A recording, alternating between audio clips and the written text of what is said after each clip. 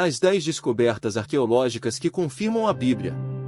A Bíblia é o livro mais lido, mais traduzido e mais influente da história humana.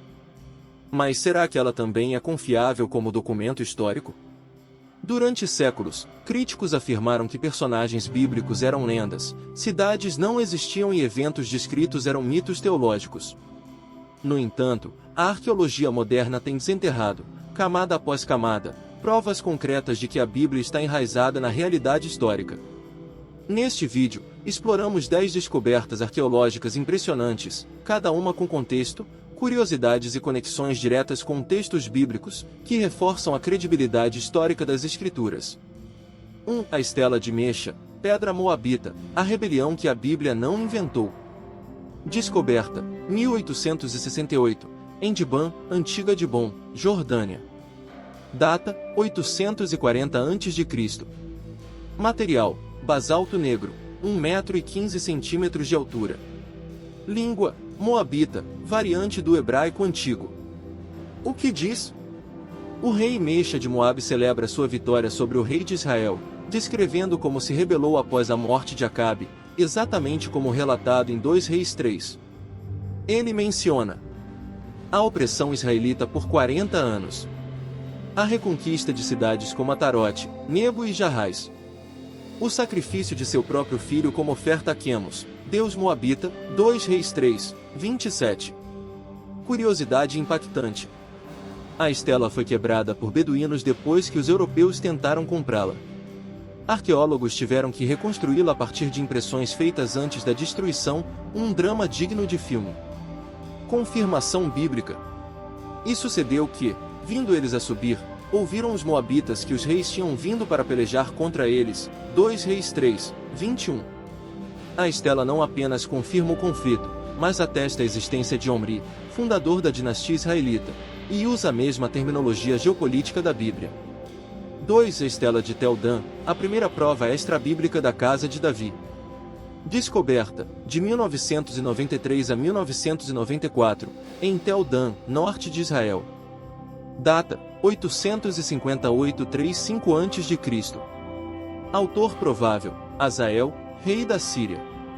O que diz? Fragmentos de uma inscrição em aramaico descrevem vitórias militares. Num trecho crucial, lê-se: Matei Jorão, filho de Acabe, rei de Israel, e matei Acasias, filho de Jorão, da casa de Davi. A expressão BYTDWD, casa de Davi, causou furor acadêmico. Até então, muitos historiadores afirmavam que Davi era um personagem mítico, sem base histórica. Por que é revolucionária? É a primeira menção extrabíblica ao rei Davi, e prova que, menos de 150 anos após sua morte, seu nome ainda definia uma dinastia real. Isso coloca Davi no mesmo patamar histórico de figuras como Ramsés ou Nabucodonosor.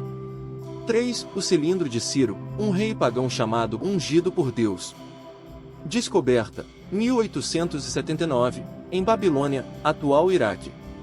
Data, 539 a.C. Material, argila cozida, 22,5 cm de comprimento. O que diz? O rei persa Ciro, o Grande, declara: Todos os templos que Nabucodonosor destruiu, eu os restabeleci, os deuses que ele levou para a Babilônia, eu os devolvi aos seus santuários. Conexão bíblica. Isaías, escrevendo 150 anos antes, profetizou: Assim diz o Senhor ao seu ungido, a Ciro, Isaías 45, 1. E Esdras registra: No primeiro ano de Ciro, rei da Pérsia, para que se cumprisse a palavra do Senhor. Ciro mandou proclamar, Esdras 1, 2.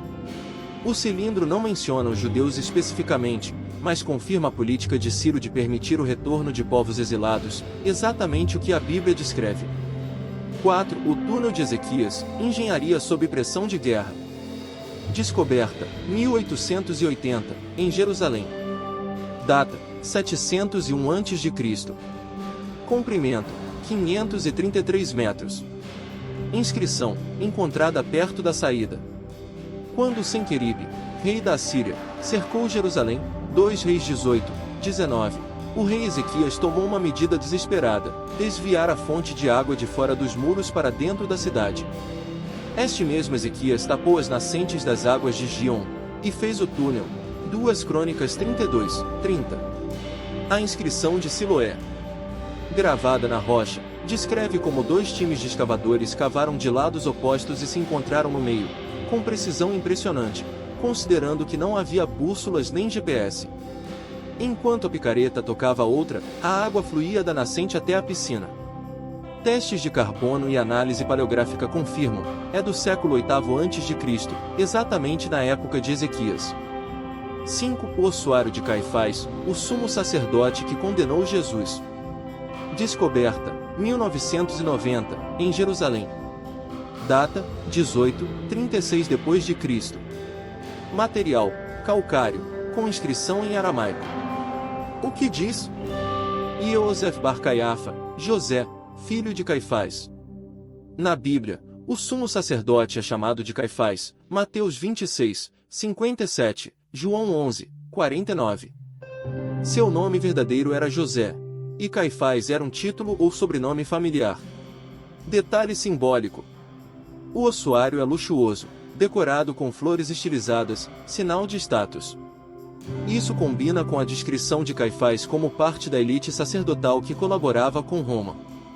Jesus foi levado à casa de Anás, sogro de Caifás, e depois a Caifás, João 18, 13, 24. Ambos os nomes foram encontrados em ossuários reais. 6. A inscrição de Pôncio Pilatos, o governador que lavou as mãos. Descoberta, 1961, em Cesareia Marítima. Data, 26, 36 d.C. Material, pedra calcária reutilizada como degrau. O que diz? Pôntios Pilatos. Praef ectus Iudea eai. Pôncio Pilatos, prefeito da Judéia. Por que é a única? É a única evidência arqueológica direta de Pilatos. Antes disso, só o conhecíamos por fontes como Flávio Joséfo e Filão de Alexandria, e, claro, pelos evangelhos. A pedra originalmente fazia parte de um templo dedicado ao imperador Tibério, mostrando que Pilatos promovia o culto imperial, algo que irritava os judeus piedosos. Isso explica por que ele estava tão ansioso para evitar tumultos durante a Páscoa, Mateus 27, 24. 7. O rolo de cobre de Cura, um mapa do tesouro sagrado? Descoberta, 1952, entre os manuscritos do Mar Morto. Data, 50 a 100 d.C. Material, cobre, único entre os manuscritos. O que contém? Uma lista de 64 locais escondidos com ouro, prata e incensários, possivelmente do Templo de Jerusalém, escondidos antes da destruição romana em 70 d.C. Conexão com a Bíblia. Embora não cite versículos, o rolo reflete uma mentalidade sacerdotal intensa, preocupada com a santidade dos utensílios do templo, ecoando textos como Êxodo 25 a 30 e Ezequiel 40 a 48.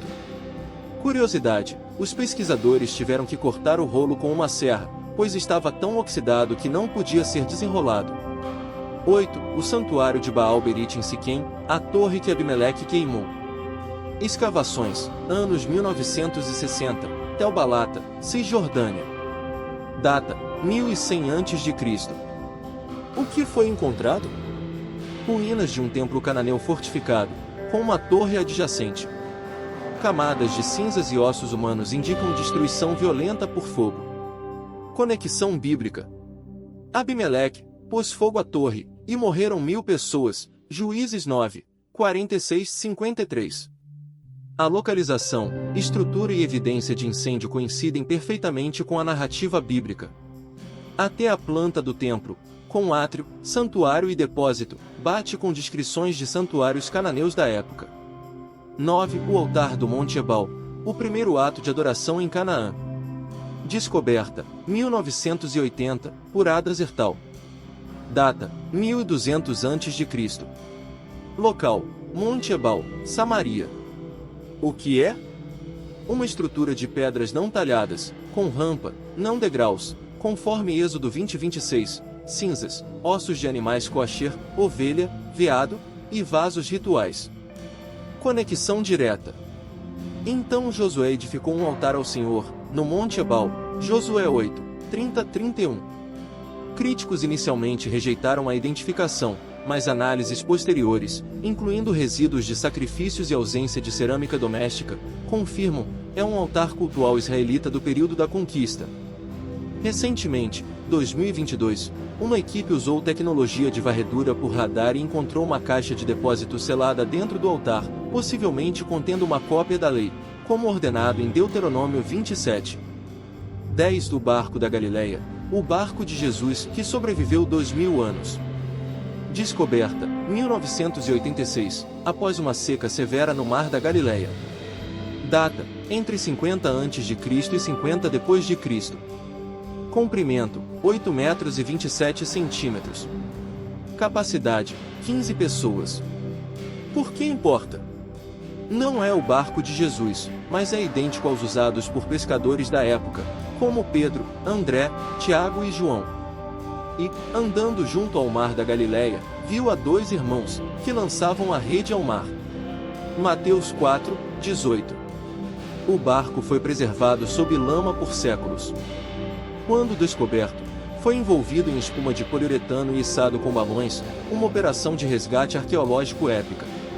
Hoje está no Museu Yigal Allon, em Ginosar, e é uma janela viva para o mundo de Jesus. Fé e fatos não são inimigos. Essas descobertas não provam a divindade de Cristo ou a inspiração das Escrituras, isso é obra do Espírito Santo. Mas elas derrubam o argumento de que a Bíblia é pura ficção. Pelo contrário, ela respira no mesmo ar, caminha nas mesmas ruas e enfrenta os mesmos impérios que a história registra.